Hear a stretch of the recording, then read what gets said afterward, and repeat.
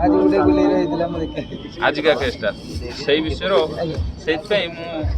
अनुरोध करी कौन आप ओडिशा डायबर महासंघ आसिक मिसापी आप इच्छा शक्ति होती से बाबद टिके खाली कहे आम मत बहुत भल लगे निजे चाहे मो तरफ कौन आज जो साज सहयोग होता उपदा ब्लॉक या तो ना तथापि देखु पूरा टाइम देखे तथापि जाने मत लोक मैंने कहते भल लगे तथापि आम गाँव में नमेश ये 12 वर्ष है रही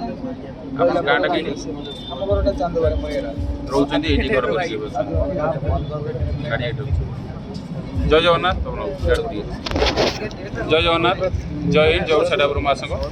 बालेश्वर जिला सदर ब्लॉक सभापति रूपे कार्यरत दिलीप कुमार बारी आज बहुत आनंदर कथा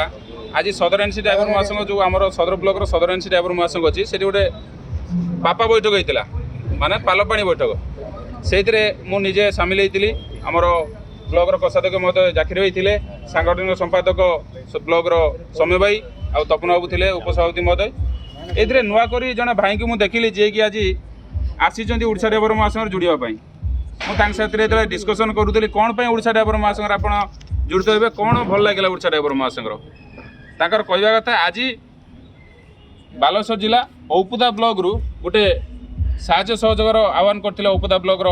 दायित्ववान भाई माने सदर ब्लॉक को से साहाय्य सहयोग जो फकीरमोहन गोलई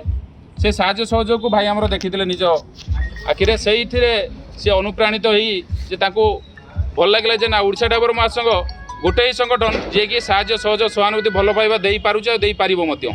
से सी आज दौड़ी आसी ओडिशा डायबर महासंघ जुड़ित हाँपाई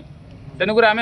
ओडिशा डायबर महासंघ बालेश्वर जिला सदर ब्लॉक तरफ आम स्वागत करुचे आज धन्यवाद ज्ञापन करुचे